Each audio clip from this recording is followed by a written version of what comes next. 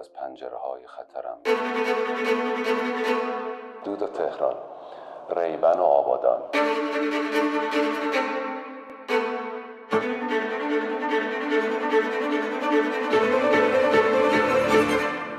بازیا فصل دوم.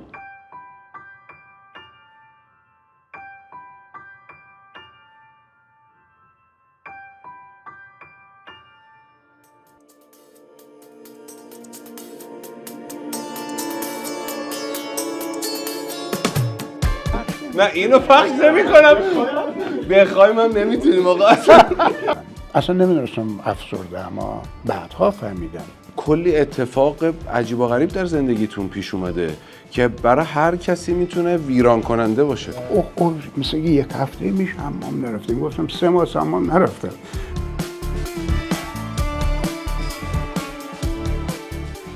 ویتا بیوتکس شما را به دیدن این برنامه دعوت می‌کند. خیلی خوشحالم شما رو می‌بینم. لطف دارین. ممنونم. من متشکرم. آلبوم رو که آوردم خواستم بگم من از دیرینه طرفدار شما، طرفدار صدای شما. چقدر طرح قشنگی داره. آره. 53 رو برعکس نشون داده که قلب بشه. خیلی اولین اتفاقی بود که با صدای شما بود دیگه. بله اینو یکی از دوستای من که در دانشگاه عراق شاگردم بود، آهنگش اون ساخت، آقای محمد فرمانیان. بله. بعد برای دل خودش ساخته بود. یه روز اومد به من گفت که همچین کاری کردم، گوش کردم، دیدم خیلی قشنگه. دادیم به ابتکار نو. آره ابتکار نو هم چاپ کرد و خلاصه خوب بود. خیلی اتفاق خوبی بود. کلی ما کیف کردیم و کلی خاطرات دلنشین با این صدا. بله قبلا گفتیم مقدماتشو.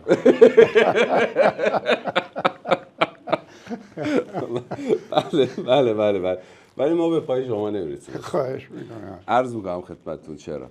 چون آن چیزی که من میدونم اصلا شما به خاطر عاشق شدن شاعر شدین و ما هر چی بدویم به سمت شما. مقدمش آره همون بوده.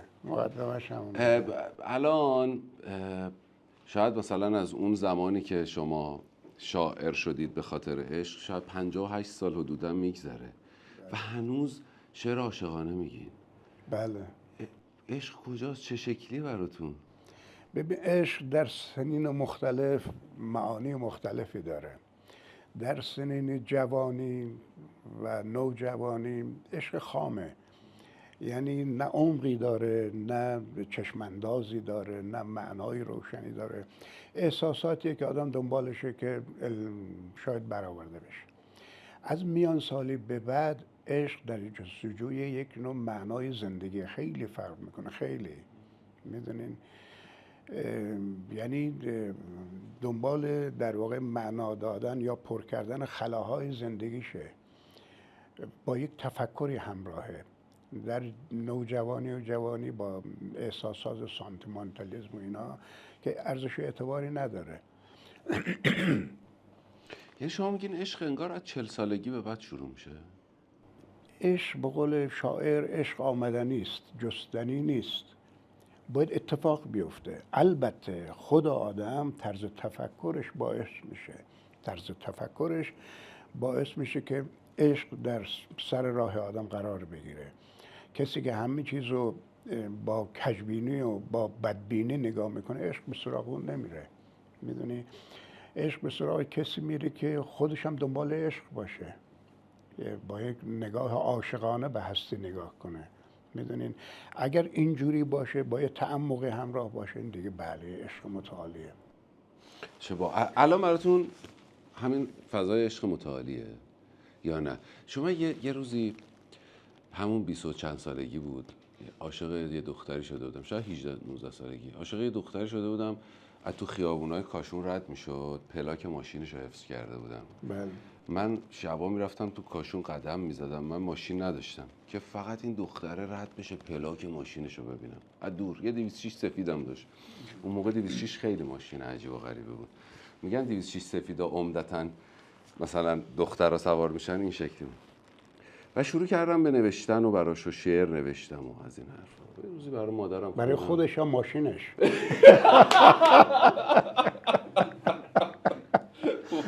احتمالاً بیشتر برای ماشینش بوده. بعد نوشتم و بعد این شعر رو برای مامانم خوندم. مامانم گفتش که قشنگه، مثلا چی بگه به بچه 18 ساله که سراسر هورمونه دیگه، اصلا چیز دیگه ای ما نداشت. ولی یه جمله‌ای گفت بعد از اینکه قشنگه، گفت اگه مثلا 60 سالت شد عاشق بودی هنره. آها، درسته. انگار کیفیت توی اون موقع معنی پیدا میکنه. آره دیگه میگم که اون در جستجوی معناست که اون عشق دنبال. بعد خود این عشق که الان صحبتش میکنیم بازم چند جوره. یک عشق ذهنیه که من خیلی علاقه بهش ندارم، مثل عشق عرفا که به نظرم یک راه گریز در واقع بعضی لغت‌ها رو نمیخوام بگم، اما یه عشق از عشق زمینیه. عشق زمینیه یعنی شما واقعا عاشق یک موجودی هستین که احساس میکنین که نیمه دیگر شما رو پر میکنه، مثل عشق حافظ. عشق حافظ زمینیه، میدونی. من وقتی صحبت عشق میکنم منظور عشق واقعیه، میدونی، برای اینکه اونایی که دنبال عشق ذهنی هن فکر میکنن که اجالتا زنده بعد میمیریم، عشق بعدنه. اما آدم مثل من یا آقای حافظ که وقتی میگه که غنیمتی شماره شم وصل پروانه که این معامله تا صبح دم نخواهد ماند، این دنبال عشق زمینیه. متوجه؟ این عشق به زندگی معنا میده، کیفیت میده. شما در سخت‌ترین شرایط هم به هر حال، چون میدونین زندگی همینقدر مبتذله و به هر حال بی محتواست و همینی که داره الان به زندگی شما محتوا میده، معنا داره میده، این لذت بخش بعدن، این عشق زمینی به این دلیل. یعنی میتونه مهمترین خلأ بشر که معناست رو عشق حل کنه. 100%. برای اینکه زندگی خودش معنا نداره، ما با دلایل عدیده، با دلایل نه، به طرق مختلف براش سعی میکنیم معنا بتراشیم. ببین همه دنبال تراشیدن معنا هستن برای که آویزان بشن، بگن که پس دارم یه کاری میکنم. حالا فرق نمیکنه، یکی یه کمپانی بزرگی داره، خب به نظر خودش معنا داره که به نظر من نداره. میدونید چرا؟ برای که بسوزه تمام میشه معناش. میدونی، به همین دلیل ساده. اما عشق درونی آدم به سادگی که نمیسوزه. میگه به قول حافظ مگر با تو خود حجاب خودی حافظ از میان برخیز، مگر با خود آدم از بین بره. میدونین من همه دنبال معنان، منتها معنایابی ها طرق معنا فرق میکنه. معنای موندگاره که با خود در درون آدم باشه که مهمترینش عشقه.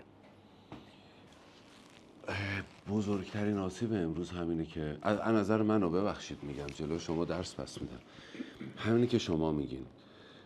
چند وقت پیش داشتیم راجع به یک آدمی صحبت میکردیم، مامانم گفت این دختر فلانی عروس شده با پسر یه آدم دیگه. گفتم پسره کیه؟ من نمیشناسم. گفت خونهشون تو زعفرانی است. یه لحظه همون نگاه کردیم، گفتم مامان تعریف آدما شده پولشون به جای اینکه درونشون باشه. و دقیقاً انگار که تعریف معنا در زندگی ماها شده عینیات نه درونیات. و این آسیب بسیار آسیب جدی. یعنی من نمیگم آدم خوبیه، آدم سخاوتمندیه، آدم مهربونیه، همین که خونش زعفرانی است انگار یه تعریفی از اون آدم داریم و انگار همه معناها از بین رفته و شده عین. ببینید از بین نرفته، همیشه همین بوده. منتها الان ما واقف شدیم به این قضیه. شما فکر نکنید دوره سعدی فرق میکرد، بدتر هم بوده اون موقع حالا داستانش مفصله. چیزی که الان به چشم بیشتر میاد اذیت میکنه آدمو نوکیسگیه.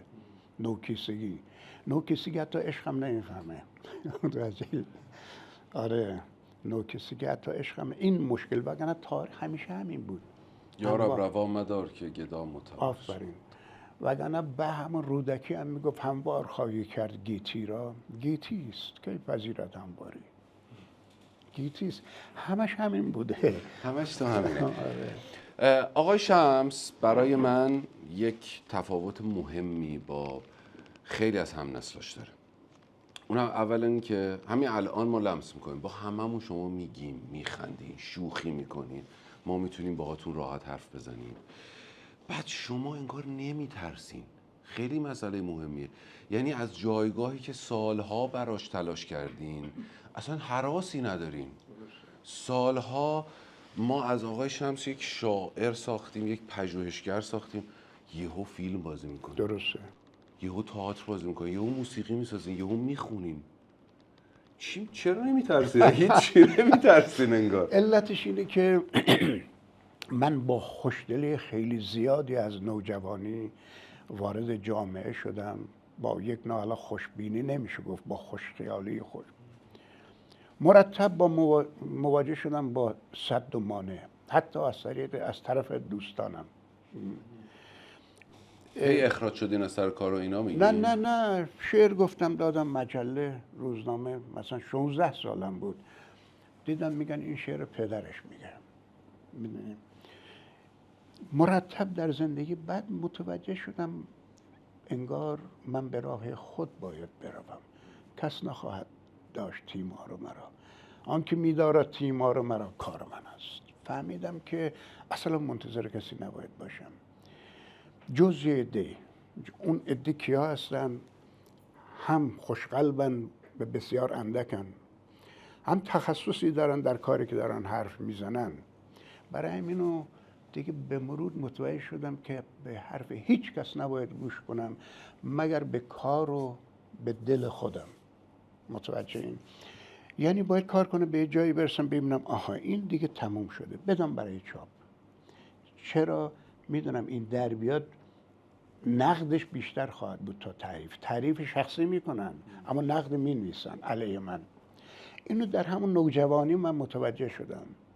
وقتی متوجه شدم با خوشدلی و با دوستی و اینها نمیشه کار پیش برد، تنها چیزی که عاملی که میشه توسط اون کار پیش برد کار خودمه. من از نوجوانی موسیقی کار میکردم، دوست داشتم. الانم یک رمانی نوشتم زیر چاپ در نشر افق، ناخواسته بود.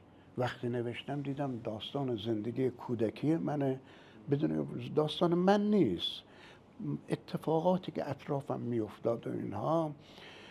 من عاشق موسیقی بودم، میدونین امکان وجود نداشت اطراف من. دیدم رمان به سمت موسیقی رفت و اسم رمان هست میروم که به کنسرت برسم. من مدت‌های طولانی گیتار کار کردم، پیانو کار کردم، اون چیزی که دلم میخواست نشد، برای همین این کارم انجام ندادم. یعنی میخوام بگم حالا اولین بار که فیلم میخواستم بازی کنم، یک آقایی که اسم میبرم، هنرپیشه معروفیه، گفت این کارو نکن به جایگاهت لطمه میخوره. گفتم جایگاه که اینقدر متزلزله با فیلم بازی کردن من لطمه بخوره، بذار لطمه بخوره. چون میدونستم حسن نیت ندارن. بعدم روشن شد برای من که نداشت. میدونین من بعد از اون فیلم به عنوان بهترین بازیگر سال انتخاب شدم. به اون آقا گفتم جالب، خوب شد رفتم بازی کردم، حرف شما رو گوش نکردم. آره، و عمدنم گفته بودم بهش. من جایی که احساس کنم که میتونم به کاری رو انجام بدم گوش به حرف هیچ که نمی کنم جز به قلب خودم. من فوتبال بازی نمی کنم چون پام درد میکنه. اگه میتونستم میرفتم بازی میکردم. زندگی از اینجاست تا اینجا. فرصت اینه که حرف کسی رو گوش کنیم نیست. حرف کسی رو گوش نباید کرد. میدونین؟ دو تا چیزی گفتین الان، یکی حرف کسی رو گوش نکنیم، یکی توقع نداشته باشیم. دقیقاً گفتم توقع نداشته من باشیم. حرفاتو متوجه شدم. آره دقیقاً. من چیزی که بدم میاد ناسپاسیه، خیلی بدم میاد. برای همین برای کسی یک کاری میکنم انتظار سپاس ندارم، دلم میخواد یک کاری میکنم. بله توقع هم از کسی ندارم. تو عشق هم این شکلی انگار مثلا بی قید و شرط بودنش خوشگله. یعنی انگار که من اینو برات میخرم، حالا محبت دیگه، انتظاری ندارم تو اینو برام بخری، جبران کنی.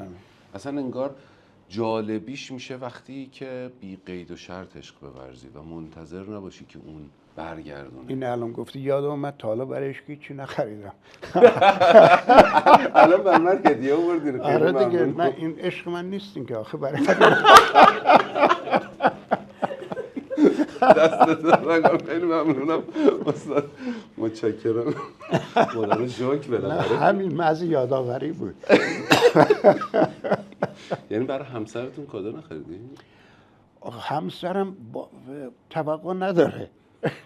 یعنی به جایی بگم نخریدم اینجوری گفتم. آخه اینا صوری ظاهریه. وقتی که میشناسه منو که بخرم یا نخرم هیچ فرقی نمیکنه، منو میشناسه دیگه، فرق نمیکنه. یا من شما رو میشناسم. میدونید هر رابطه یک توقعی ایجاد میکنه یا نمیکنه. هر رابطه یک توقعی به وجود میاره بر اساس شناخت یا نمیاره. میدونین چرا یکی دوباره چیزایی خریدم. آره چیزایی خریدم. آره اونم دلم میخواست. چیز ارزشمندی نبود، طلا و جواهر نبود. یه چیزایی یک چراغ نفتی کوچولو دیدم، اینقدر خوش آمده بود. اینقدر آره خوش آمد و قشنگ بود، خیلی بامزه بود. اونو خریده بودم و از من انتظار چیزی که خود من میخواست، منم ایشونو میخواستم. میخواست چیکار؟ گوشواره بیارم برای چی؟ میدونی من یه نمیفهم این چیزا رو، نمیفهمم. برای من گرفتن البته همه. درس اینی که میگه گفتین خود منو میخواست، منم اونو میخواستم. دیگه چی میخواین؟ چه برای چی بخوام؟ چه حال خوبیه این حال. واقعا اگر تسری پیدا کنه توی همه آدما خیلی باحاله. تسری پیدا نمیکنه. نه امیدوار نباشم اصلا. نه باش. فقط زندگی خودتون رو. تو زندگی شما مثل همون نکته‌ای که الان گفتم شما خیلی ریسک میکنین، کلی اتفاق وجود داره. مثلا شما از ادبیات خوشتون نمی اومده دانشگاه درس بخونین ولی تدریس ادبیات میکردین. خیلی تناقض وجود داره. چند بار از کار اخراج شدین؟ تقریبا همیشه. دوست داریم بگین یعنی به خاطر شمس لنگرودی بودن اخراج میشدین یا به خاطر دیدگاهتون یا به خاطر چی؟ هم خیلی چیزای مختلف بود. ببینین از درس خوشم نمیومد، چون خوشم نمیومد دیگه، برای اینکه کتابا چیزایی که نوشته بودم به نظرم کهنه و تکراری و حفظ کردنی و اینها بوده. به ویژه ادبیات خوشم نمیومد، چون من نمیفهمیدم باید برای چی اینا رو بخونم. انوری چه کار است در دوره نوجوانی؟ بله. اوحدالدین مراغی اصلا از هر چیز کهنه بدم میاد. اولا بگم من شهرستان این ور و بر میرم، هرگز موزه نمیرم. میدونی اینا رو اول روشن کنم. من با از سنت دل و خوشی ندارم. موسیقی راک دوست دارم. میدونی همیشه اینجوری بودم ها، کم و زیاد. حالا این اول بگم کتابای درسی خوشم نمیومد، برای همین نرفتم ادبی، رفتم ریاضی. چون ریاضی خیلی خوشم میومد، شبیه شعر، شبیه نه شعر که موقع نه، شبیه یک چیزای انتزاعی بود، تو رویا بود برای من. رفتم ریاضی. بعد چون درس خوشم نمیومد، نزدیکترین جایی که شهر ما بود رشت بود، اونجا اقتصاد فقط داشت. رفتم اقتصاد برای که درس نخونم، نه اینکه درس بخونم. همه زود لیسانس گرفتم، من تنها برای خودم. توصیه وسط صحبتاتون میکنم اگه خواستین درس نخونین برین اقتصاد بخونین. نه اونایی که ما رشد کنن. من یه بار اقتصاد کار کردم، ورشکست شدم. اگه میخواین آره اقتصاد اگه میخواد کار کنه فرق میکنه. من بگیم ورشکستگی خیلی باحاله. چی؟ یه بار میگین کار اقتصادی کردیم ورشکست شدین؟ چی کار کردیم ورشکست شدین؟ خیلی خونم از دست دادم. بالا کشید خونه ماریا رو. برای شریک شده بودیم، مثلا اقتصاد خونده بودم دیگه. اقتصاد خونده بودم. یه بار حسابداری کردم، وقتی تموم شد دیدم که اون سرمایه اولیه رو باید اول می نوشتم تو دفتر و کل ننوشتم، فرار کردم. برای اینکه باید بی نوشتم و داستانش مفصله. نه من تنها جایی که 7-10 تا شغل عوض کردم، همه رو به دلایل اخراج کردن. تنها جایی که دوست داشتم کانون پرورش فکری کودکان بود، کارشناس ادبیات کودک بودم. اونجا هم اخراجم کردن. اونجا دیگه بعد از انقلاب بود، باید اخراج میکردن ما رو دیگه. اونجا فرق میکرد. خدمت عرض کنم علت اخراج اینها بوده.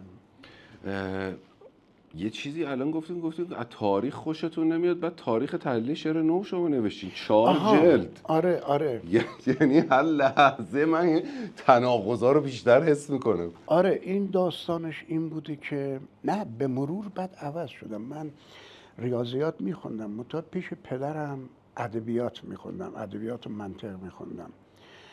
پدرتون روحانی بود؟ روحانی بود. منتها خب اینا معمولا همه نه ادبیاتشون خوبه دیگه. پیش ایشون ادبیات میخوندم، آرام آرام یک مقداری وارد شعر نو شدم. ماجرا زیاده، شعر نو خوشم اومده بود با نادرپور و بعدها فروغ و بعد شاملو. وارد دانشگاه شدم، این ادبیات که میخوندم و بیشتر خودم پیگیری کردم. ببخشید بچه یک روحانی توی اون زمان از شاملو و فروغ خوشش بیاد خودش تکفیر میشه. خب خودشون میدونه از نور ظلمات در میاد، تو قرآن هست از نور ظلمات در میاد، ما جز ظلمات قربونتون. خدمت شما عرض کنم که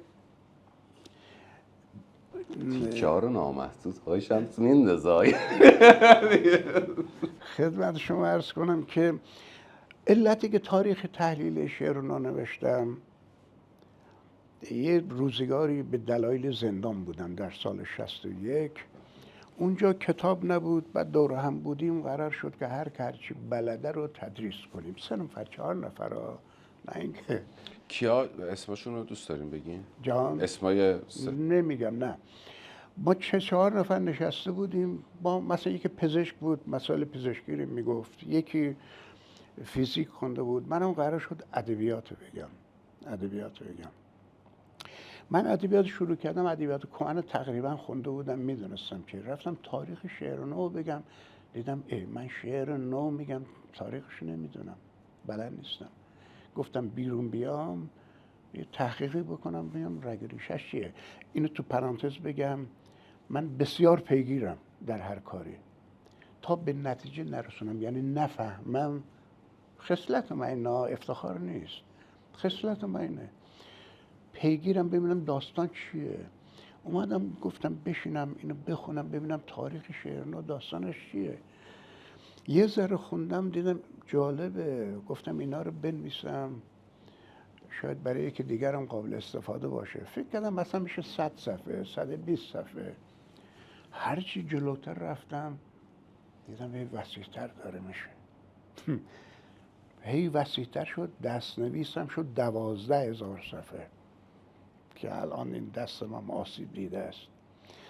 12,000 صفحه دیگه، چون میخواستم بفهمم چیه. میگن که یه کسی اسم بچه‌شو گذاشته بود رستم، بعد میخواست صدا کنه میترسید چطور صداش کنه. من هر وقت اون تاریخ تحلیل نگاه میکنم تعجب میکنم، به قول شما چطور شد نوشتم. میدونی چرا؟ برای اینکه کاری که انجام میدم تموم میشه دیگه به سراغش نمیرم، دیگه نگاه نمیکنم، چون خسته شدم، کارم انجام دادم. تا قبل از اینکه چاپ بشه با تمام نیرو تمام دقایقش رو نگاه میکنم، تموم شد دیگه نگاه نمیکنم. میدونی برای همین نگاه میکنم میبینم چطور. اما من میخواستم بفهمم نیما کی بود، یه چیز کلی مثل بقیه میدونستم. میدونی واسه من شعر سپیدک کجا آمده، داستان موجونو، شاخه ها، این آدم ها، خیلی چیزا برام روشن شد. یعنی اینجوری شد که رفتم سراغ. برای هممون روشن شد واقعا. یعنی اون کتاب خیلی کتاب بله ارزشمندیه و فوق‌العاده است. خیلی از نزدیکان شما این روایتی که شما انجام دادین رو یک جور دیگه میگن آقای شمس بعد از زندان یک آدم دیگری شده بودن. خودتون این تحول رو حس میکردین تو خودتون؟ آره، علتی که یه آدم دیگری شده بودم برای اینکه فکر میکردیم قبل از زندان دنیا منتظر بود ما دنیا بیاییم دنیا رو عوض کنیم، بقیه وقت نداشتن. اونجا چیزهایی دیدم از بعضی چیزها، بعضی کسان ها، از این ور اون ور، دیدم که نه به این سادگی داستان به این سادگی نیست که دنیا منتظر من بوده. که دیدم یه باغ وحشیه جهان اگه از من بپرسین مهمترین شخصیت تاریخ کی بود، بلافاصله میگم داروین و داروینیزم یکی از مهمترین مسائل بشریه. میدونین حتی مارکس که اینقدر مهمه، اساس کارش بر داروینیسمه، جنگ طبقاتیه. بیشتر متوجه شدم اونجا، متوجه شدم یه شعر بلندی بعد گفتم، قصیده لبخند چاک چاک، زندگی رو از داخل زندان دارم نگاه میکنم. مسئله من زندان دیگه نیست، فلسفی، در واقع فلسفه زندگیه. برای اون جایی که من بودم اتاق 24 متر بود، یادم اومد زمانم 24 ساعته. دیدم چقدر هماهنگی، هر دو محصوریم در هر دو، چه در این اتاق چه در زمان. این اولین جرقه بود به ذهنم خورد. بعد یواش خب بیشتر با حافظ آشنا شدم، آشنا بودم یعنی بیشتر کنجکاو شدم. دیدم حافظم میگه جهان هر چی در او هست هیچ در هیچ هست. بعد فهمیدم اساس ذهن حافظ بر همینه. حالا یه ده میگن عارف بوده، ما مخلصشون هم هستیم، من همچین نظری ندارم که عارف بوده. این از عرفان بسیار استفاده کرده، اما که چون بسیار استفاده کرده عارف بوده، من نه، جهان و هر چی در او هست، از این زاویه من عوض شدم. گفتم بیام دیگه به کار خودم باید بپردازم. خیلی جالبه. انگار که مثلا خیلی از شعرهای کهن ما یک حرفای واحدی دارن میزنن با بیانهای متفاوت. الان شما از جناب حافظ گفتین در مورد نیستی و هیچ بودن دنیا. خب ما 1000 تا شعر از جناب خیام هم میتونیم ببینیم، از 0 تا 100ش راجع به این داره میگه که هیچی توش نیست، دنبال هیچی نگردیم. یا حتی از عشق زمینی وقتی داریم صحبت میکنیم، جناب سعدی انقدر عشق زمینی رو حالا بر هر کی میگفتن متصور میشن، اصلا حتما که عشق عرفانی نبوده. یعنی بله، سعدی که نبوده اصلا دنبال دیگه. ولی و میانه همه این بزرگان علاقه شما به جناب حافظ خیلی جالبه برای من یه چیزی دارم، اینو میخوام بگم که من انقدر اکنون علاقه‌مندی به حافظ ندارم، خیلی خیام رو دوست دارم الان، ولی یه کاری همیشه میکنم، هر موقع هر جا میخوام برم سفر، یه دیوان حافظ کوچولو دارم میذارم تو ساکم. نگاهم اینه ها، میگم اگر یه جایی مردم بگن بدونن من ایرانی بودم، مثلا از رو حافظ منو بشناسن، یعنی انگار شناسنامه فرهنگی ما حافظه. شما چجوری به این علاقه میرسین میانه همه این حرفای مشترکی که از شاعرای مختلفمون هست؟ ببینین حافظ و خیام، حافظ خیلی تحت تاثیر خیام بود، منتها تفاوت جدی بینشون وجود داره. خیام ناراحته چرا زندگی اینجوریه، میگه میخور که به زیر گل بسی خواهی خفت. میگه باران میگه اومد، میگه آمد و بر سبزه گریست، گریه کرد. یه تلخبینی در خیام هست، خوشیش هم ناشی از تلخبینیه. حافظ هم داره میخور که شیخ و حافظ و مفتی مرحبا، میگه همش الکیه، فرق میکنه. میدونی حافظ تهش میگه خوش باش، اونم میگه خوش باشه، از ناراحتی میگه خوش باش. میدونی این میگه گر خود نمیپسندی مسخره میکنه، تغییر کن غذا رو که نمیشه تغییر داد. خیلی تفاوتش اینه که میگه تو سرخوشی میبینی، این سرخوشی پشتشه. میگه پیاله در کفنم بند، بگه از این حالا خود این ایهام است، من نمیتونم بگم. پیاله بر کفنم بند تا سحرگه هشت، ز دل ببرم حول روز رستاخیز. اونجا ول نمیکنه یعنی هیچ چیزی رد نمیکنه، میگه همش الکیه. داریم میبینی یه پیالم به من با خودمون، گرچه پیرم تو شبی تنگ، در آغوشم گیر تا سحرگه، ز کنار تو جوان برخیزم. میدونی خیام اینا رو نداره، خیام همش ناراحته، بزرگیش حرفی نداره. ما بحث دیدگاه هاست. مثلا مولوی من اصلا تقریبا خوشم نمیاد، طرفدارانش، عذر میخوام از طرفدارانش، کجا هستن؟ دارم میبینم. آره، برای اینکه میگه برقص. آخه بابا طالبان میتونه برقصه؟ آقا چی برقصی؟ مثلا تو حساب کن تو مثلا تو گرفتاری میشه رقصید. میدونین که اونم میفهمم چرا میگه برقص. اوج عرفان ما در زمانی بوده که مغول حمله کرد، مردم تا تونستن جنگیدن، خسته شدن، مغلوب شدن، دیگه نمیدونستن چی کار کنن، پناه بردن به خانقاه ها. پناه بردن به خانقاه ها، مجبور بودن سرخوشی داشته باشن. من میفهمم که دیگه جای زیستن نیست جهان. برن یه دخمه اونجا موسیقی باشه، زندگی باشه، ذهنیات باشه. این هم یک نوع زندگیه. مخلصشون هم هستم. من دوست ندارم. من تلخی خیام دوست ندارم. حافظ همه اینا هیچ شعر حافظ نیست که از مصائب خالی باشه. این نکته مهمه ها. هیچ شعر حافظ نیست از مصائب خالی باشه، اما هیچ شعر حافظ نیست که بگه به مصائب تن بدیم. میگه بابا گذشت، اینم خواهد گذشت.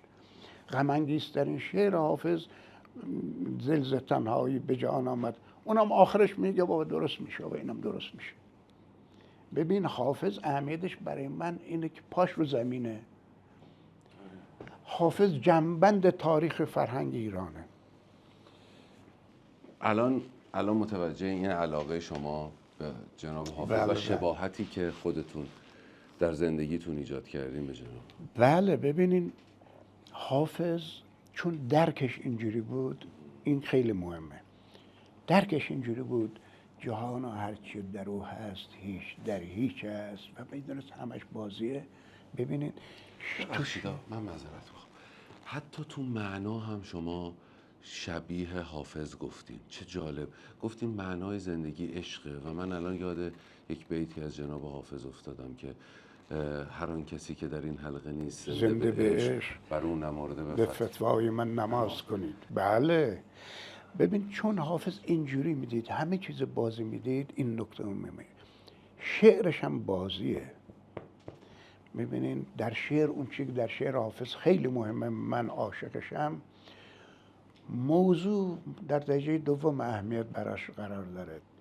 تو هر شعری میگه یک رندی حافظ در زبانه، نه در عرفان. در زبانش هم یک بازی میکنه که ما رو در واقع اون نه چی بگم، ما رو به بازی میگیره، اینجوری بگم. یعنی که بیا در ساده ترین شعرهاشا مثلا بارها این شعر رو مثال زدم، از شعر مثلا قلب حافظ ببره هیچ کسی خرج نشد.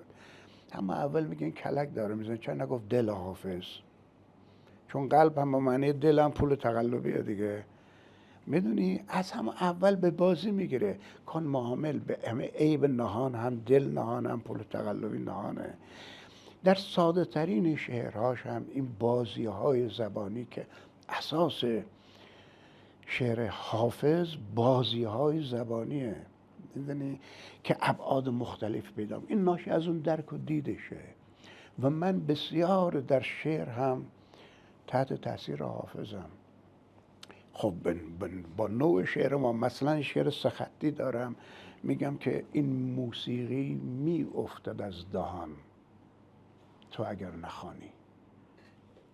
از دهان میفته غذا سرد میشه دیگه، بیمزه میشه دیگه، اما میفته از دهانم موسیقی دیگه، از دهان دیگه. این ایهامه رو تو اگر نخوانی، این ایهامی همچین چیزی رو ببین من از حافظ گرفتم. از حافظ دیگران هم این کار کرده بودن، منتها این بازی رندانی که همه رو سر کار بذاره رو. برگشتم از سفر. بله بازگشتم از سفر از من باز نمیگردد. ببین شعر عبارت از انقلاب در زبان روزمره. شعر عبارت از گفتن موضوع نیست. دید موسی یک شبانی را برا، نمیگم اونا شاعران خوبی نیستن اصلا بحث من این نیست، این نظمه. دید موسی یک شبانی را برا، هم میگفت ای خدا. این یه موضوع داستانی برای ما داره میگه.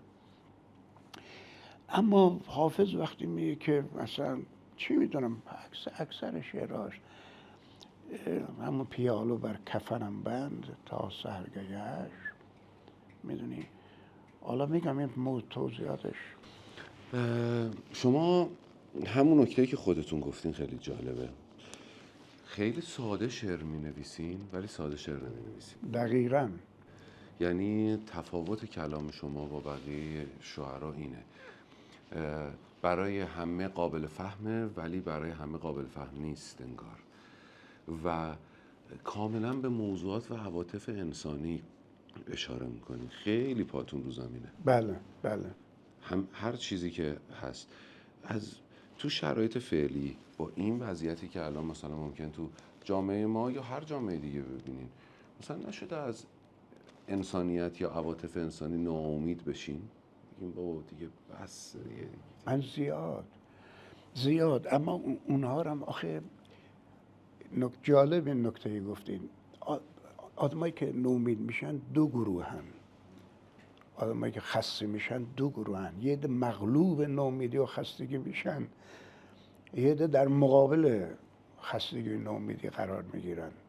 مثلا مثال بزنیم، چاره نیست. مثلا آقای نصرت رحمانی مغلوب نومیدی و خستگی میشه، اما شاملو میگه فریاد من همه گریز از درد بود. مغلوب درد نشده. فریاد من همه گریز از درد بود، چرا که در غم انگیزترین شبها خورشید را به دعای نومیدوار طلب کرده بودم. ببین پشتش امیده، پشتش یا شعری داره که پشت همه تاریکه ها الوار گفته بود، بعد شاملو گفته بود حالا میگه بالاخره پایان شب سیاه سفید است. مغلوب شدن مهمه. شما در یک اثری میبینید که فروغ خود فروغ فرخزاد اون روی سکه صادق هدایته. صادق هدایت مغلوبش میشه، از بزرگیش کاسته نمیشه البته، اما فروغ در مقابلش مرتب میخواد باشه. به ایوان میروم بر سیاهی شب دست میکشم، چراغ‌های رابطه تاریکند، کسی مرا به آفتاب معرفی نخواهد کرد، کسی مرا به میهمانی گنجشگاه نخواهد برد. تا اینجا نومید کننده، اما میگه پرواز را به خاطر بسپار، پرنده مردنی است. ببین تن به خستگی و نومیدی نمیده، تن به سیاهی نمیده. این بس برمیگرده به رویکرد هر کس به معنای زندگی. شما به معنای زندگی چه رویکردی دارین؟ این مهمه. معنای میشه برای من عینی خوره توضیح بدین؟ مثلا چند بار اخراج شدین به قول ببخشید بیادبی نکرده باشم میگم نه اخراج شدم دیگه. از خدا میخواستم اخراج بشم والله اخراجم کار من کنین. داریم. آره حالا بگذاریم. ممکنه الان من از کارم اخراج بشم، حالم بد بشه، ناامید بشم، فوشم زیاد بدم و کلی اتفاق. بعد شما میگین تن به ناامیدی نده. زندان رفتین، زندان رفتم، تن به ناامیدی ندم دوباره. کلی اتفاق عجیب و غریب در زندگیتون پیش اومده که برای هر کسی میتونه ویران کننده باشه. بعد تن به ناامیدی نده. چجوری میشه؟ چیکار میکنه؟ ببخشید پارکتون رو معرفی کنید. بس باید ساقی رو معرفی خدمت رو عرض کنم. من تصور میکنم، نمیدونم تصور میکنم علتش به کودکی و من نوجوانی برمیگرده. خیلی شکننده بودم، خیلی خسته و نومید بودم. من در نوجوانی شعر خیلی دوست داشتم، تا نمیدونستم چی کار باید بکنم. میدونی شعر دوست داشتم، ادبیات دوست نداشتم. شعر لامارتین رو دوست داشتم. حالا اینا بحثای دیگره. اسم کتابی بعد چند تا شعر داده بودم، مجلات چاپ کرده بودن، اینا رو بریده بودن داده بودم توی دفتری چسبونده بودم، اسم کتاب گذاشته بودم آهنگ‌های خستگی. آخه 16 ساله که آهنگ‌های خستگی چی جوابتون میگه شما؟ میدونه چرا؟ برای تغذیه ما همه از کتابه، تغذیه ما از فرهنگه. در اعتبار اینجا بزرگی در خستگی و نومیدی و اینجوریه دیگه. سرخورده شدم من. حالا دیگه داریم میپرسیم بگم دیگه، من خصوصی به شما میگم، حالا بعد پخش میشه بقیه هم میفهمن دیگه. خدمت شما عرض کنم که من از همین شکنندگی و همین نومیدواری و اینها باعث شده بود من کلاس 10 11 دچار افسردگی شدم. اون موقع معنی افسردگی نمیدونستم، فقط میدونستم غمگینم، فقط میدونستم اصلا هیچ چیزی دوست ندارم. کلاس 12 دیگه بریده بودم، اصلا نمیدونستم افسرده، اما بعدها فهمیدم. خدمت شما عرض کنم کلاس که کنکور رفتم دیگه یک خل نصف کاره بودم. بر رشت دانشگاه قبول شدم، خونه خواهرم بودم. یک شب بارانی از خیابان میرفتم به سمت خونه خواهرم، رگ ریشش فکر کنم از اینجا باشه. میرفتم خونه خواهرم، باران میبارید، منم تو خیالات و توهمات نومیدانه و شکست خودم بودم. علتش هم میدونم، من تا اینجا نمیشه گفت، خصوصی بعدم به شما میگن شما به بقیه بگید. بعد میرفتم زمین نگاه میکردم، یهو دیدم زمین با من میخنده، اینجوری میکنه. فهمیدم خل شدم. این مهم آدم خودش بفهمه. بعد نگاه کردم باران میبارید، چراغ بر تیر و برق دیدم که دستشو برام تکون میده. خب یه ده مغلوب همین وضعیت میشن. من اون موقع خونه خواهرم زندگی میکردم، دانشجو بودم. رفتم خونه خواهرم، دیدم نه اینجوری نمیشه. تا اون روز آدم منزهی بودم، منزه از هر نظر. منزه دیگه توضیح ندم دیگه، منزه بقیه هم متوجه بشن خوبه. از هر نظر منزه بودم. رفتم خونه خواهرم، گفتم که دیگه من باید برم با دوستانم هم خونه بشم. دیدم اونجوری نمیشه. تصمیم گرفتم هر چیزی تا اون روز بودم و ول کنم و هیپی شدم. عکس‌ها رو بعد به شما نشون میدم. همین چیز رو رها کردم. به تصمیم گرفتم درست عکس قبل زندگی کنم. 3 ماه حمام نرفتم، برای اینکه میخواستم درست عکس قبل باشم. هر چی کتاب قبلا به ذهنم خونده بودم همه رو گفتم پرت پلاست. این یواش یواش با زندگی بودلر آشنا شدم، شروع کردم به زندگی بوهمی. خونه رفقا رو به گند کشیدم، اونام خوشبختانه دنبالم راه افتادن. بدنم شپش گذاشت. رفتیم دکتر، گفت اوه مثل یک هفته میشه حمام نرفتیم. گفتم 3 ماه حمام نرفتم. گفت چرا؟ گفتم حالا چرا خودم. تا اینکه یواش یواش یک دوست بزرگواری داشتیم، آقای مهرانی نامی، از من بزرگتر بود، متفکر بود. باهاش صحبت کردم، اون باعث شده تعادلی پیدا کنم. تعادل پیدا کردم، دیگه زندگی جدیدی آغاز کردم.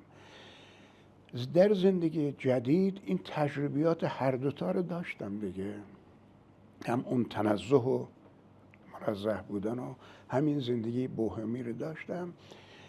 و اگزیستانسیالیسم، وقتی با اگزیستانسیالیسم آشنا شدم خیلی روی من تأثیر داشت که همش الکیه. و شروع کردم از همون موقع به کار ادبیات جدی‌تر پیگیری کردن.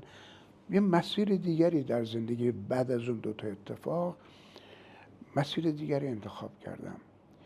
مسیر دیگه چی بود؟ کس نخواهد پشت من جز ناخن انگشت من. این ریشش تصور میکنم از اونجا بوده. یعنی بستر خانواده پر از بکن نکن ها بوده، پر از درست و غلط ها بوده و اون آسیب رو برای شما رسونده دیگه. یعنی شما یه جوری تربیت شدین این درسته ولا غیر. تو خانواده ما این نبود. خانواده ما چون خانواده معنوی، حالا نمیخوام بگم مذهبی، سنتی که نبود، اصلا مذهبی بودن، خانواده خیلی کاری به من نداشت، به ما نداشت. جامعه ول نمی‌کرد. برای همین در اون دوره‌ای که دانشجو بودم و اون لنگ رو دیگه نمیرفتم، برای جامعه ول نمی‌کرد. ببین جامعه خودش سانسورچی بزرگیه. خود جامعه از ریشش تو خود جامعه است، میدونی که این کارو بکن و کارو نکن. حالا گفتین لنگرود، یه روایتی راجع به لنگرود وجود داره، میگن از هر 3 نفر 2 نفر شاعرن. شاعر زیاد داره لنگرود. آخه علت داره. میدونین جز شعر همه چی حرام بود. نقاشی حرام بود، موسیقی حرام بود، مجسمه‌سازی حرام بود. فقط شعر بود، اونم اول حرام بود. بعدم به دلایلی گفتن اشکال نداره.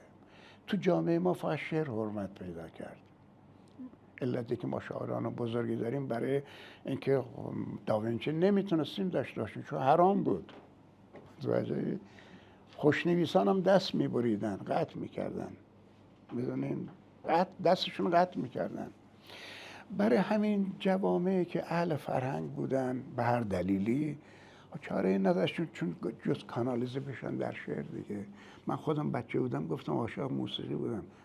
کلاس موسیقی نبود من برم که، نقاشی نبود برم. حالا اگه بود باباتون میذاشت میخوام. نه. پس جامعه رو زیاد مقصر ندونین آقا. نه جامعه نبود. حالا اگه بودم باباتون آقا نمیذاشت برید. حالا که اینجوری بابام میذاشت.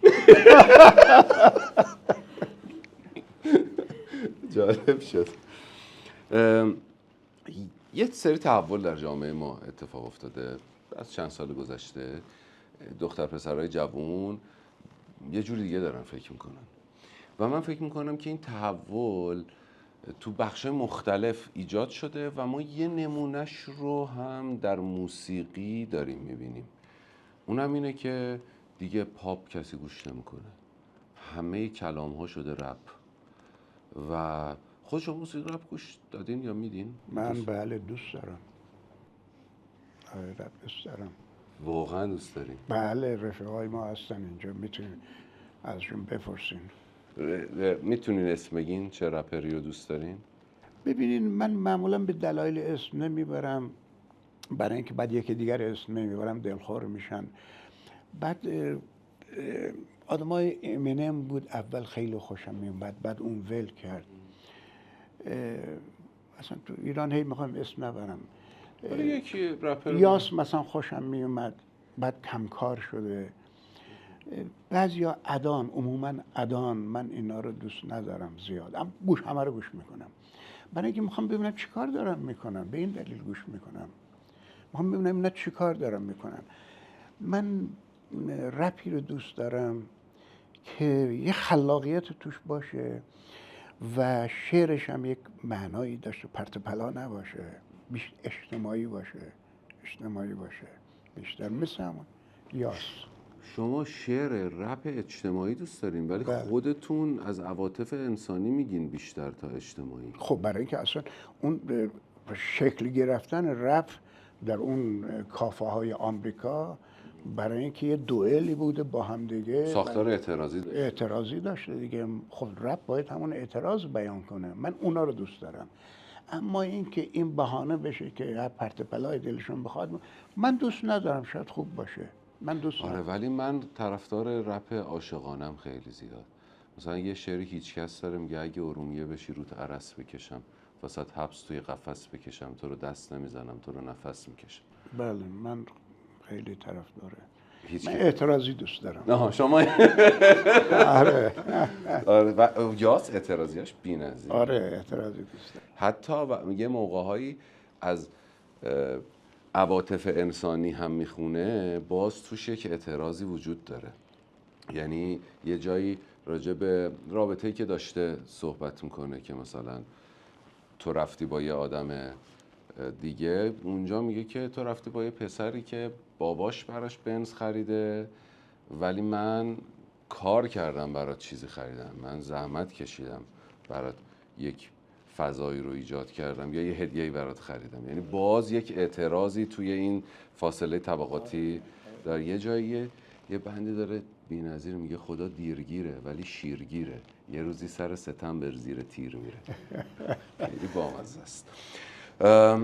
من رپ‌های دوست دارم که عصیانگرانه باشه، نه فقط اعتراضی. ول کنید یا آقای شمس صحبت کنن من میرم. عصیانگرانه باشه. آره و بعدم به ویژه اگه تلفیقی باشه. آها. به ویژه تلفیقی باشه. با مثلا با موسیقی ایرانی گاهی قاطی میشه، خیلی عالی میشه، میدونی، خیلی عالی میشه. و اینجوری دوست دارم، وگرنه این رب تکراری من هیچ چیز تکراری دوست ندارم. من موسیقی سنتی رو گوش میکنم تا قدیمی ها رو، اینایی که تکراریان برای من جذاب نیست. موسیقی پاپ تکراری شده، علتی که خوب نیست. میدونین با قول خانم گوگوشی حرف خوبی زده بود، گفت که در موسیقی، در خوندن، اون چیز مهم تفاوته. تفاوت آدم باید ببینه دیگه. الان این پاپ ها خیلی شبیه هم شده، تفاوت کمه. بله. تو رپ هم همینه هستن. و تو زندگیتون هم همین شکلی عمل میکنین؟ خودتون رو تکرار نمیکنین حتی؟ بله، خوشم نمیاد. آره چه جالب. آره. مثلا حالا آقا دیگه کاش آدم شبیه شما بشه. به خدا من اگر میتونستم اینقدر مثل شما نترسم واقعا یک کارایی میکردم. فکر نمی کنم نترسی باشه، نمیدونم. آخه من کار دلم میخواد میکنم. من یه روزی بهم گفتم بیا تئاتر بازی کن، بعد تن و بدنم لرزید، 3 شب خوابم نمیبرد. قبول کرده بودم، گلوم خوش میشد. بعد همه اینا از ترس این بود که نتونم اون کار رو انجام بدم. و به قول شما اون سابقه، و کاش اون موقع به این فکر میکردم آقا سابقه ای که قرار با یه تئاتر خراب بشه بذار خراب بشه. آفرین. من ببینین نمیدونم، من دعوت شده بودم چین، کارم همه رو انجام دادم مرتب و اینا. ماشین اومد دنبالم، وسط راه یاد اومد عینک ور نداشتم. عینک دیگه، عینک من نمیبینم که. اصلا دیگه فکر نکردم عینک ور نداشتم، وای چیکار کنم. گفتم ور نداشتم، تموم شد، بریم. اینجوری هم من. یعنی تئاتر اگه چیکار مثلا کردین اونجا؟ خب رفتم اونجا فادی عینک مطالعه گرفتم، دور بالاخره آدم کله آدم رو میبینه دیگه. آره فقط عینک مطالعه گرفتم کار میکردم. اونا همه چینیه دیگه، اصلش خریدم. اصلا چینی.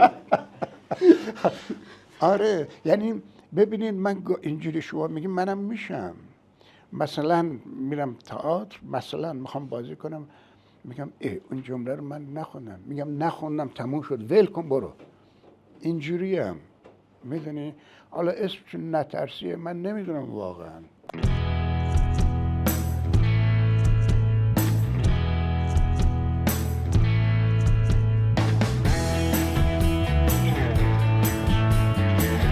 اسپانسر برنامه بازی‌ها شرکت محترم ویتا بیوتیکسه. ویتا بیوتیکس محصولات خیلی خفنی تولید میکنه برای سلامتی شما، برای بچه‌ها، برای خانم‌ها و آقایون بزرگسال. همچنین محصولاتی که میتونه کمک کنه برای حفظ سلامتیتون و بسیار مفید هست برای اینکه ویتامین‌های مورد نظرتون رو دریافت کنید. حتما اسم ولمن و ولومن رو شنیدین، اما این فقط 2 تا محصول از محصولات زیاد ویتا بیوتکسه. لطفا همین الان برین صفحه اینستاگرامشون یا سایتشون ملاحظه کنین، ببینین چه محصولاتی داره که تک تکشون ممکنه مورد نیاز شما باشه و با فرمولاسیون درجه 1 و بسیار مفید و منحصر به فرد برای بدن.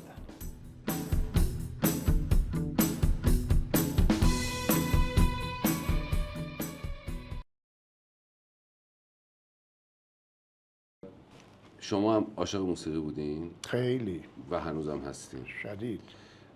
موسیقی خیلی انتزاعیه، خیلی. و شعر خیلی کلام عینیه. چجوری این دوتا رو کنار هم؟ به نکته بسیار مهم اشاره کردین. شعر درخشان شعریه که نهایتاً انتزاعی باشه، یعنی که دانستنی است و گفتنی نیست.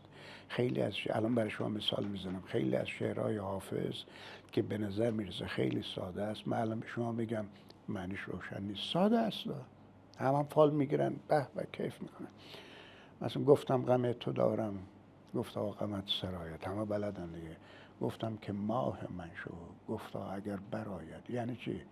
گفتم که ماه من شو، گفتا اگر برآید. از چی برآید؟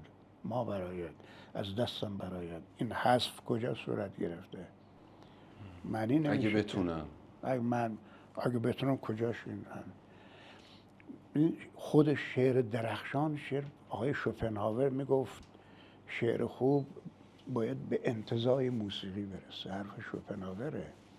میگو باید به انتزاع، یعنی که پیش از که معناش درک شه معنا آفرین باشه، تصور کنی این معنا رو داره. شعر خوب برای همینه که شاعران درجه 2 3 ما زیادن، شاملو، فروغکمن. وقتی شاملو میگه که چی میدونم، نخل من ای واهه من، در پناه شما چشم سار خنکی هست که خاطرش عریانم میکند. کیف میکنی، اما یعنی چی؟ معنی داره، اما یعنی چی؟ نخل من ای واهه من، در پناه شما چشم سار خنکی هست که خاطرش عریانم میکند. شعر خوب اتفاقا شعری که به انتزاع برسه، وگرنه میشه ادبیات. ادبیات یه وسیله است برای اون. من قبل از اینکه امروز شما رو ببینم، برخی از شعرهای شما رو که میخوندم گفتم که خب برای هیچ زیدی نمیشه اینا رو خوند، بعد فقط برای خدا خوند. خب ولی امروز مطمئنم حتما برای یه زیدی میشه خوند. یعنی برای یه کسی. مثلا شما یه شعری درست یادم نمیاد ولی یه چیزی بذارین، اگه یه خورده بگم، ببخشید اگر کلام رو همینجوری میگم. یه شعری داریم میگین قوچ با درخت در جدال و تو در مه گم شدی. آره، خدا هم حفظ نیستم، ناراحت نباشین. خدا آره آره آره.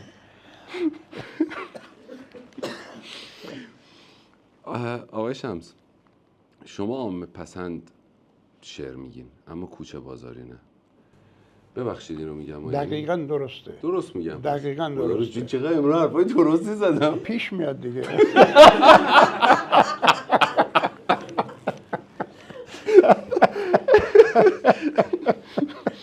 یه سوالی بپرسم از همه دوستانی که اینجا هستن. فکر میکردیم برنامه با آقای شمس لنگرودی ما اینقدر بخندیم؟ به خدا جدی میگم. گفتم بله شد. آره، برای همین 2 شاهد آوردم. به این کلام چجوری رسیدین؟ ببینین همین رو هم از شاعران بزرگی مثل سعدی و حافظ، این 2 نکته جالبی به شما بگم. حافظ بیشترین در واقع شعرها رو، بیشترین مطالب رو از نظامی گرفته و خاقانی. اما عشق این خاقانی که میگن خواجه کرمانی پس نیست. نه، اون پیشرو بوده در سبکش، اما گرفته ها رو از نظامی گرفته و از خاقانی. اما عشق شعر خاقانی نمیخونه که، برای که سخته. نظامی شاعر درخشان و بزرگ، سخته. اما سعدی و حافظ به نظر میرسه که سخت نیست، در حالی که خیلی سخته. به سهل الممتنع اسمشون میذارن. من خیلی از این سهل الممتنع بودن شعرشون خوشم میومد. سالها نشستم مکانیزمش رو سعی کردم پیدا کنم، نکردم. سعدی و حافظ هیچ پدیده این، سعی کردم مکانیزمش رو پیدا کنم، اینا چه کار میکنن که شعرشون اینجوری میشه. به این درک رسیدم شعر عبارت از موضوع نیست، عبارت از بیان موضوع نیست، وسیله‌ایه که زبانیه که باید معانی رو در خلق کنه، معنیزا باشه، نه معنا آفرین باشه، نه معنی دار. یه بار شما میگه این شیرینی چقدر شیرین و خوشمزه است، این معنیه. اما یک بار یک جمله میگین این معنی هم توش میتونه باشه، 10 تا معنی هم دیگرم توش میتونه باشه. هر کسی برداشت میکنه. سهل الممتنع میگن رو همینه. ببین یه مثال کوچیک از شعر خودم بزنم. عذر بخوام، من هرگز از شعر خودم مثال نمیزنم، منتها دیگه چون صحبت شعر من و حافظه. یه شعر کوچیکی دارم، دستهای تو تصمیمم بود، باید میگرفتم و دور میشدم. دستهای تو تصمیمم بود. من این شعر وقتی گفتم دیدم که این شعر یه چیزی کم داره، یه اشکالی داره. شعر همینقدره.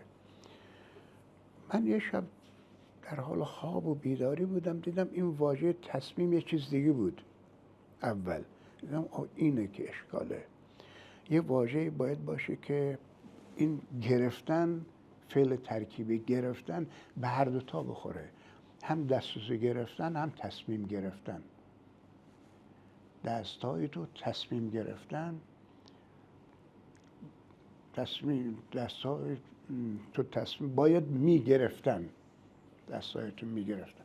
من اینه گذاشتم، دستای تو تصمیمم بود، باید میگرفتم و دور میشتم. خیلی جا هم بچه ها خوندن، اما شما خواسته باشین همین دقیق برین نور بندازین معنیشو در بیارین، راحت نیست دیگه. اصلا آخه من فکر میکنم دست یعنی دست برای موندنه، مرحبا. پا برای رفتنه. دست دادم میگیری که بمونی. تصمیم گرفتم دستای تو رو بگم برم. خب اما این معنا آفرینه، یعنی من دیگه دخالتی ندارم، چون شاعر شخصیت حقیقی اثر شخصیت حقوقیه، اونو که دیگه باید از خودش دفاع کنه. شاعر که دیگه نیست که از اون دفاع کنه، حافظ که نیست دیگه باید از اون دفاع کنه. میدونی؟ برای همینه که شعر، من سهل الممتنع بودن شعر رو اگه بتونم از سعی کردم از حافظ سعدی یاد بگیرم. شما فال میگیرین از حافظ؟ من نه، اعتقادی بهش؟ اعتقادی ندارم. اما میدونی چرا فال میگیرن؟ این همه برنامه برای یه برنامه است. من تازه میخوایم شعر بخونیم. نه همه باشه، هستیم خدمت شما، خوش میگذره، هوای به این خوبی. قربونتون برم. آره، ساختمان‌های خوب. ساختمان‌هاش کجاش خوبه؟ دراز. خدمت شما هست که علت فالگیری میدونی که جز حافظ از هیچ که فال نمیگیرن. بله. علتی که فال نمیگیرن دو چیزه. شعر میخونم برای شما. نه من میخواستم یه چیز دیگر بگم. علتی که فال میگیرن، همه شاعرها، حافظ انقلابی در شعر کرد. این کسی نمیگه، چون شاید من خودم شاید نمیدونم، چند تا انقلاب بزرگ کرد. یکی که قبل از حافظ شاعرها هر کدوم در یا مداح بودن یا زاهد بودن، زاهد که کم بودن، وقت نداشتن، یا عارف بودن. میدونین بالاخره یه موضوعی میگرفتن تا پایان میگفتن. حافظ همه اینا رو برد تو غزل. تو یه غزلش هم متن میبینین، هم حزم میبینین، هم عرفان میبینین. یک کار بزرگتری که از حافظ، بقیه غزل میگفتن مثلا مولانا رو میخونین تا آخر یه حرف داره میزنه. حافظ اتفاق عجیبی افتاد، هر بیتش یه حرف داره میزنه، با بیت بعدی اصلا ربطی نداره. اما سختی کار کجاست؟ شما یک پارچه میخونین. شاعران سبک هندی تحت تاثیرش بودن، اما اونا نتونستن. وقتی ما میخونیم احساس میکنیم که جدا جدان، اما حافظ یک پارچه میبینین. نتیجه چی میشه؟ در این حال یادم باشه حافظ جمع کننده تاریخ گذشته، حکمت تاریخ عامه تاریخ گذشته است. هر چی قبلا گفته شده بود همه رو جمع کرد، کپسولی در بیتاش گذاشته. در واقع حافظ عقل منفصل ماست. یعنی جایی که عقل ما نمیرسه، ما با حافظ مثل استخاره بگیم حافظ، ببینیم حافظ چی میگه.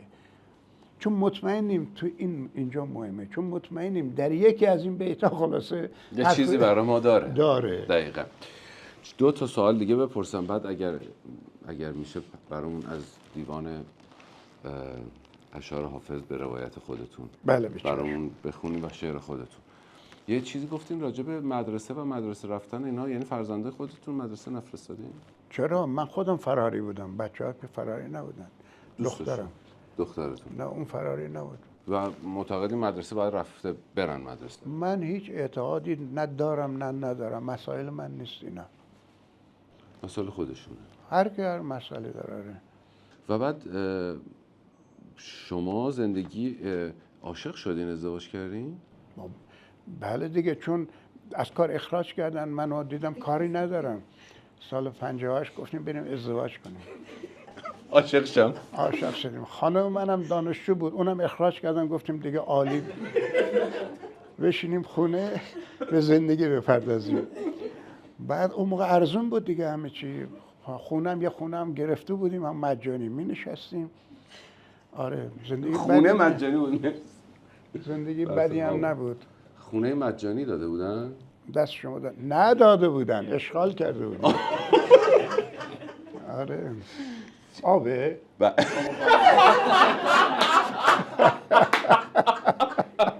وای وای وای وای، چطور میشه با یه سوال ساده هممون پاره شیم؟ آره گفتم شاید دلشان سوخت. نه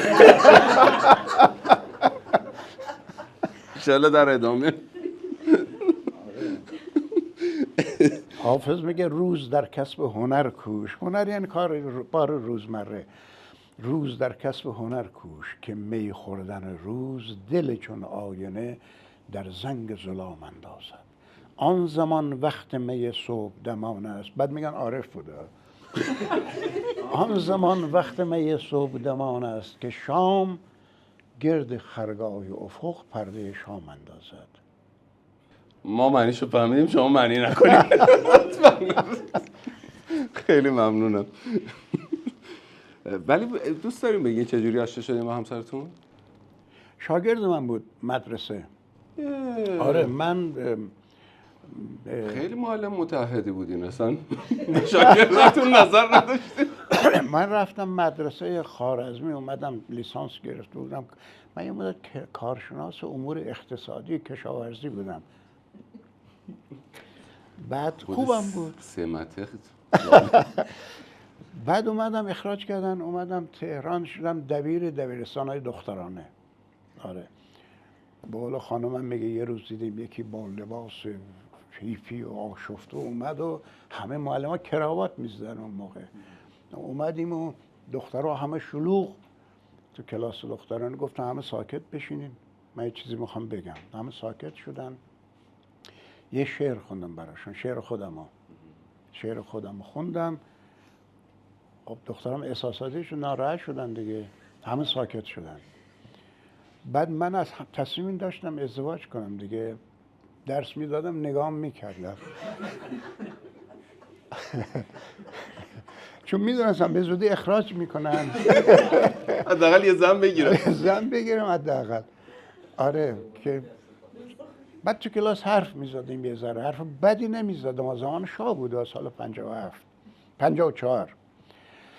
خلاصه خانم مدیر به من گفت که شما خیلی خوبه اینجا درس میدین، بچه‌ام خیلی شما علاقه دارن، اما بعضی حرفا رو نزنین. گفتم مثلا چی؟ گفت شعر خونین. گفتم مال منه، چه اشکال داره بخونم؟ گفت همونم نخونین. خلاصه گفتم به چشم. دوباره رفتیم شعر خونیم، دوباره حرف زدیم. یه روز گفتن دیگه نیاین. حالا متوجه شدین چرا اخراج میکردن. اما شماره رو چجوری گرفتین؟ شماره نبود آقا، چجوری؟ خب هر کی کار داشت، هنوزم اینجوری هم میگم الان که اینجا وقت نیست، شماره‌تون رو بدین با من صحبت کنین. یعنی به همسرتون گفتین که الان که اینجا وقت نیست؟ وقت نیست. آره و یه شماره از همسرتون گرفتم. بعدا نشستم شب فکر کردم. آره دیگه ازدواج کردیم. خیلی بامزه بود. دست شما درد نکنه. و برام هم از شعر خودتون میخوایم بخونیم، هم از حافظ. و البته من چند تا سوال دیگه هم دارم که اونا رو خیلی کوتاه میپرسم، کوتاه بهم جواب بدید. خب بذار ببینیم که بچه شما نیت کنین. حالا آقای شمس به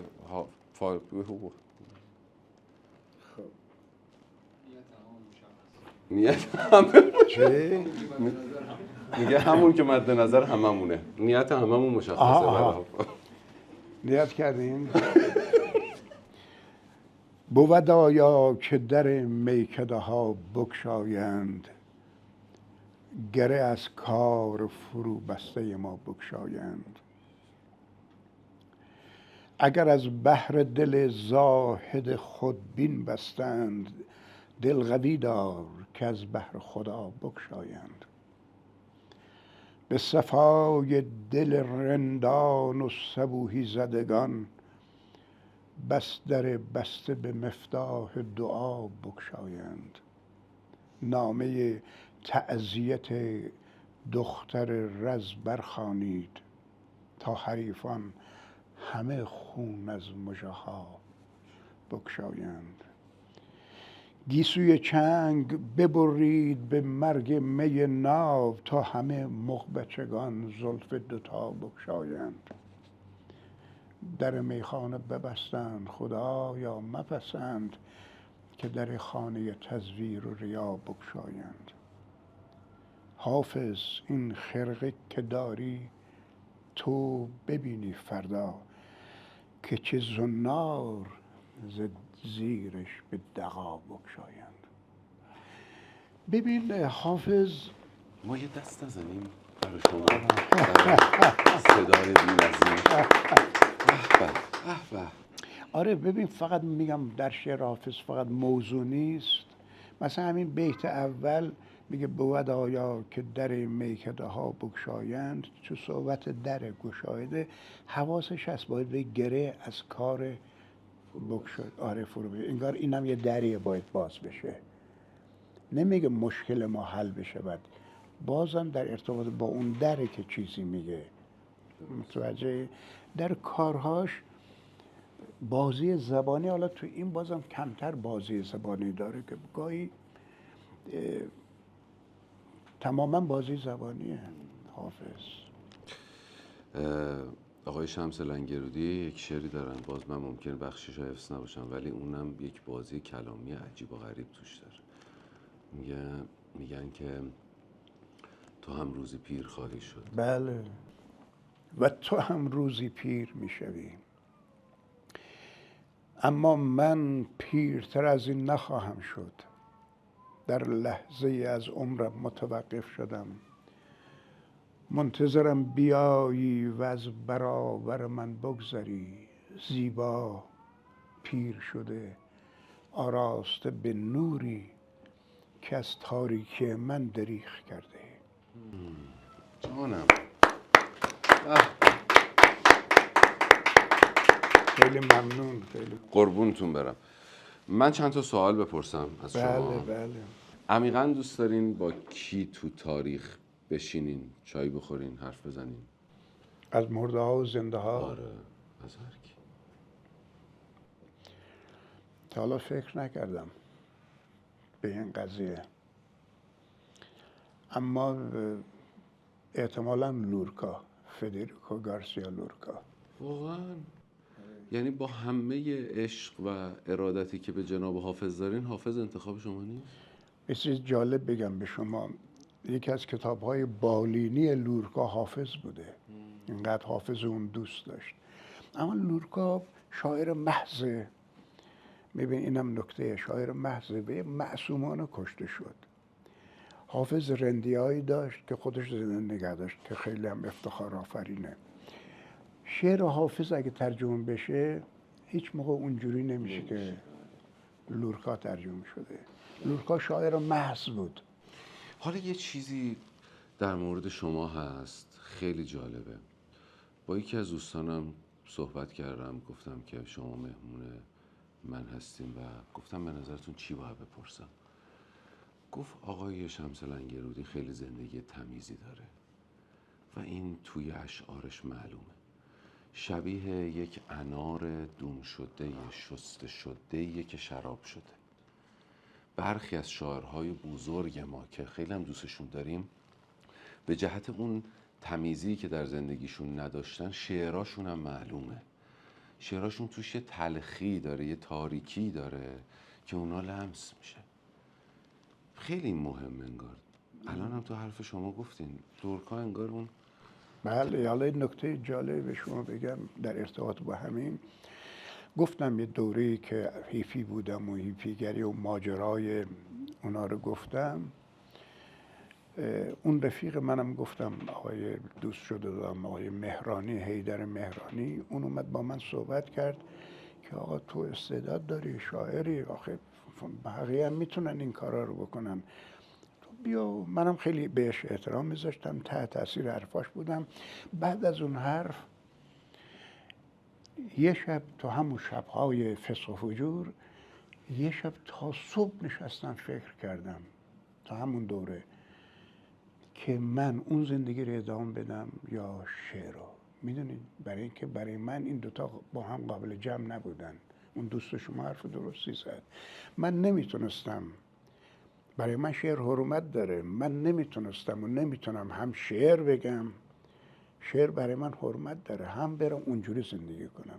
بعضی از دوستان ما رو دیدی دیگه، بعضی من باید به نظرم این رسه اگر قرار شعر بگم همه اون چیزا رو باید بذارم کنار، زندگی سالمی داشته باشم. من صبح ساعت 6:30 بلند میشم ورزش میکنم، میدونی، با اون که حتما سر ساعت باید غذا بخورم، نه اینکه اگه دیر بشه ناراحت بشم، نه، نظم و ترتیب و چون من نمیتونم هم لاابالی باشم. این حرف دوست شما کاملا صحیحه و هم شعر بگم، چون شعر برای من از یک حرمت خاصی برخورداره. حالا یک جوک هم بگم با مزه، جوک نیست واقعیه اما خنده داره. شعر برای من اونقدر جدیه که اصلا دوست ندارم جز در همچین مواقعی یکی از من بخواد شعر بخونم، برای که شعر جوهر من، ذات من، زندگی من، مزه نیست که. یه شب یک دوستی به من گفت که یه جایی از خیلی میل دارن تو رو ببینن. منم به این دوستم احترام میذاشتم. شام گفت بریم اونجا، گفتم بریم. ما رفتیم تو اون مهمونی، دیدیم گوش تا گوش نشستن و یک آقایی داره یک قصیده پرتپلایی میخونه. این بغلی سوال کردم این آقا شغلشون چیه دارن قصیده میخونن؟ گویشون کارخونه چیپس دارن. من میدونستم الان خواهند گفت تو شعر بخون، به من بر میخوره، خوشم نمیاد. تموم شد. صاحب مجلس، صاحب عزا یه خانومی بود، مجلس بوده، یه خانومی بود گفت که فلان و فلان و از این فلان و اینا فلان کس اومده خواهش میکنیم یه شعری بخونن. من گفتم ایشون شعر میخوندن، فامیلشون بود آقای جواهری، حالا پیشنهاد خنده داره. گفتم آقای ایشون شعر میخوندن، من پرسیدم فامیلشون چیه، ایشون شغلشون چیه؟ گفتن ایشون کارخونه چیپس دارن. راستش ایشون از صبح داشتن چیپس کار میکردن، الان اومدن شعر بخونن. من از صبح شعر کار میکردم، اجازه بدید من چیپس خودم بخورم. من به چیپس خودم مشغول باشم. من آره، برای من شعر حیاتیه. من نمیتونم مثل بعضیا، حرف اون دوست درسته. آره. چه ویژگی و صفتی از مادرتون یاد گرفتین؟ مادرم، همه میگن مادرم مهربان بود و اینا، یه طرف مادرم خیلی طبع بلندی داشت، خیلی وسیع بود. پدرم من همینجوری بود. حالا دلیلش اینه که خونه ما رو بهش میگفتن هتل شمس، دوست ما لنگرودیان میدونن، برای اینکه هر مرتب شلوغ بود، جمعیت زیادی بود، با دل جان برای همه کار میکرد، همه رو مثل بچهای خودش میدونست. و من البته از این صفتش خوشم نمیومد که بیدریغ برای همه کار کنم. من همچین کارهایی نمیکنم. گفتین چی یاد گرفتین دیگه؟ بله. من یاد گرفتم بیدریغ برای همه هیچ کاری نکنم. کاری نکن. و پدرتون؟ پدرم یه مثال بزنم بهتره. یه بار یکی پدر منو دید، گفت اومد نشست پیش پدرم، گفت که آقا شما آدم با بزرگی هستین، میتونم یه خواهشی از شما بکنم؟ پدرم گفت بفرمایید. گفت که با این عظمت بزرگی شما حیف تریاک میکشین. پدرم سیگار هم نمیکشید. گفت حیف، نکنین این کارو. پدرم گفت به چشم. من اومدم گفتم آقا شما که سیگار هم نمیکشین، تریاک، گفتم برای چی گفتی؟ گفت من اگه بهش میگفتم که نمیکشم که قبول نمیکرد. گفتم به چشم، هم راضی شد رفت. من خودم که میدونم این به چشمش به من خیلی درس داد. خیلی چیزا میگم به چشم. آره. فکر میکنین خودتون چی به یادگار میذارین؟ اصلا برام مهم نیست چی به یادگار بذارم. آره دیگه. چه ویژگی منحصر به فردی دارین که تو خلوت خودتون باهاش حال میکنین؟ نمیدونم منحصر به فرد یا نه، اما هر کسی به هر حال در زندگی روزمره این مسائل منفی هم به ذهنش میاد دیگه. من یاد گرفتم فوراً سویچ کنم اینو به یه موضوع خنده‌دار. چه با میدان ندم به مسائل اندوهناک، میدان ندم. راجع به اولین عشقی که تجربه کردین که صحبت کردیم و کلی گپ زدیم. اگه تو خارج ازتون یه کسی راجع به ایران بپرسه چی بهش میگین؟ ایران چه شکلیه؟ ایران میگم یک رودخانه در حال خشکیدن، پیر، پر از آشغالی که خودمون ریختیم، پر از آشغال، یک رودخانه غم انگیز در حال نابودیه که خودمون با آشغال پر کردیم. 2 ساعت از امید صحبت کردین، یه جمله گفتین کل 2 ساعت امید رو نابود این کردین. تا عین امیده، عین امیده. ببین این چرا ناامید کننده است؟ برای اینکه باید متوجه بشیم کجا داریم زندگی میکنیم. شما الان رشت، یکی از، من رشت میشناسم، زیباترین شهر هاست. میدونین تو رشت الان باید خیاباناش پر از درخت باشه، یه دونه درخت نیست. بالاخره باید گفته بشه اینا دیگه. رودخانه‌اش 3 بار پول گرفتن از این ور اون ور لایروبی کنن. بیان ببینه که مارها ماهی هم معتاد شدن، قیافه رو نگاه میکنی. باید اینا رو گفته که باید درست شده دیگه. اینا به معنی ببینید گفتن به مصائب، به مشکلات، به تلخی‌ها عبارت از نومیدی نیست. یه چیز جالب به شما بگم، من تلخی، بدبینی، کجبینی، کجخیالی خوشم نمیاد. الان از من سوال کنین بهترین رمان ایران کدومه؟ من میگم سنگ صبور. سنگ صبور یکی از تلخترین رمان‌های ایرانه. چرا اینو میگم؟ برای اینکه فاجعه زندگی ما رو در یک دوره‌ای داره نشون میده. رمان‌ها ارزششون اینه که ما یه جور زندگی داریم.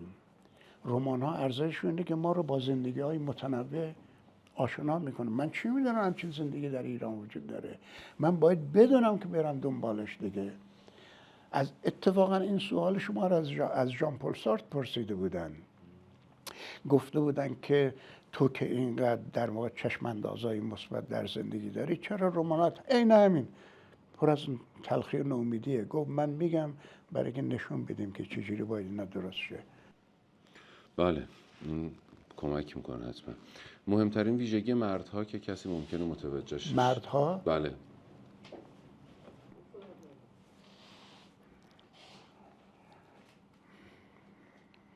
واقعا سخت جوابش.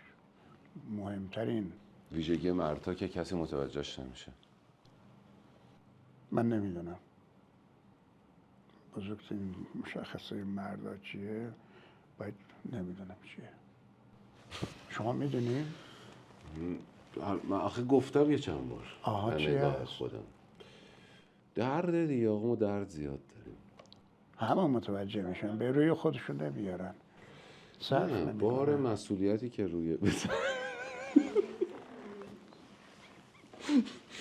صرف نمیکنن. بگذاریم. مامانم اینجاست، مامانم جوابمو میده، من هر چی بگم.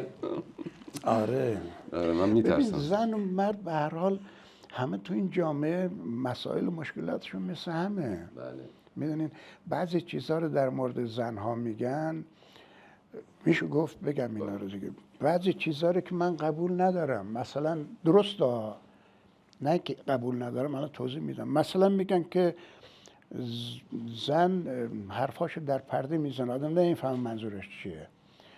یه چیزی میگه یه چیز دیگه منظورش یا مثلا حیله‌گره مثلا میگن، یا حسوده. من میگم باید اینجوری باشه. در طول تاریخ مردانه ایران که هیچ نوع اختیاری بهش ندادن، خب این مجبور به یه سیاستی پناه ببره دیگه، به یک روشی باید پناه ببره که بدون خواستهاش چیکار کنه، بمیره، خواستهاش پیش ببره. نتیجه میشه میگن که این مکر داره. خب باید با مکر جواب، تو که اجازه نمیدی، باید با مکر پیش. برای همین من میگم اگه یه زنی این کاری میکنه، میگه مکر داره، نباید بگیم نه، بگیم بله، اما تقصیر تاریخ مرد سالار شماست. میدونین اگه یک صدایی از شما به یادگار بمونه که سالها بعد شمس لنگرودی که به دنیا میاد این صدا رو بتونه بشنوه، چی بهش میگین؟ چه توصیه‌ای میکنین؟ سوال شما رو متوجه نشدم. یه صدا الان به شما به یادگار میمونه، یعنی صوت خودم؟ بله. خب سالها بعد کسی به دنیا میاد، هم نام شما، هم شکل شما، این صدا رو بهش میدن، چی بهش توصیه میکنین؟ چی بهش میگین؟ یعنی خودم باشم اون بله. آدم؟ سوالای شما خیلی سخته.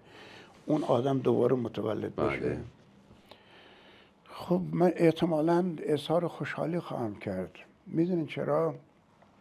برای اینکه الان روزگاریه که خوشبختانه، اول این میگم شعر رو به نظر من، هنر رو آدم وقتی منتشر میکنه برای این منتشر میکنه که همدل پیدا کنه. من میخوام بگم زندگی سخته، شما میگین حرف دل من زدین، خب من خوشحال میشم. الان پاره از شعرهای من همدل پیدا کرده. من اون روز میگم همین شعر بوده که همدل ایجاد شده بود. میدونین همین شعر بود. یکی از دوستای من میگفت که یه روزی پدرم من دیدم نشسته گریه میکنه، رفتم جلو دیدم همین شعری که من خوندم و پیرتر از این دیدم این شعر داره میخونه. همه هنرمند تمام تلاشش اینه که به این همدلی برسه دیگه. نمیدونم سوال شما رو خوب فهمیدم؟ شما میگین همدل بشه و همدلی از همزبانی بهتره دیگه به نظر من. اگه بشه زندگیتون برگرده به عقب، از چه سنی دوست دارین شروع کنین دوباره زندگی رو؟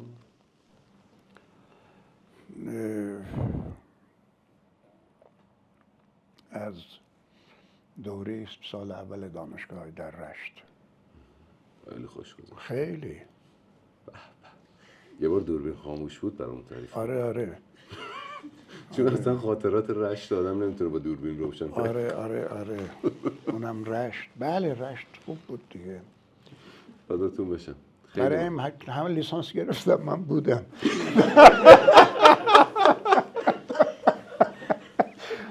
چه اصرار، چه عجله‌ایه. داره خوش میگذره. آره دیگه ما کاری نداریم. خیلی ممنونم. خواهش میکنم. خیلی لطف کردین. سلامت باشین. من فقط یه سوالی تو ذهنم مونده، چرا 10 سال شعر نگفتی؟ ببینین اینم سوال خوبیه. من هیچ کارمو به عنوان کار انجام نمیدم. همین صبح داشتیم میومدیم به دوستم رفیقم داشتم میگفتم من شعر نمینویسم که شعر گفته باشم، تحقیق نمی کنم تحقیق کرده باشم. و جالبه بدونین تحقیق خوشم هم نمیاد، اصلا خوشم نمیاد. از تحقیق خوشتون نمیاد؟ از تحقیق اصلا خوشم نمیاد. من همه کارهام برای پاسخ به سوالای خودتون، مرحبا، به سوالای خودمه، کنجکاویای خودمه. من 10 سال شعر نگفتم. این برای شاعرایی که فکر میکنن شاعرن حتما باید بشنن سیگار بکشن شعر بگن، احساس میکنم نباید شعر بگم. میدونی چه دوره‌ای بود؟ زندان رفتم، اومده بودم بیرون، درک من از زندگی عوض شده بود، یه چیزایی از دست داده بودم، نمیدونستم چی میخوام. برای چی شعر بگم؟ شعر باید شما یه چشم اندازی داشته باشین، یک درد مشخصی راجع به چیزی داشته باشین. اول اصلا باید خودتو پیدا کنی. شما داشتین خودت؟ دقیقاً اول باید خودم پیدا کنم من کی هستم. 10 سال بله شعر نگفتم و در این فکر بودم که زندگی چیه، جهان چیه، چی کار باید بکنیم. و بعد از این 10 سال بود که 53 ترانه عاشقانه رو نوشتم. مسیر من معلوم شد. خیلی ممنونم. این هدیه ناقابلیه جناب شما شمس لطف لنگرودی. دارین، هدیه شما قابله. دارو اینهاست، مکملای داروییه. خیلی خوبه. خیلی چیزای خوبیه و از این حرفا. متشکرم. و این کاست رو برای من امضا می‌کنیم؟ حتما. این کتابم برای شما امضا میکنم. خیلی ممنونم. اونم برای شما امضا میکنم. خیلی متشکرم. خیلی ممنونم. خیلی ممنون. ما خداحافظی می‌کنیم. دم شما. خیلی متشکرم. خیلی ممنون.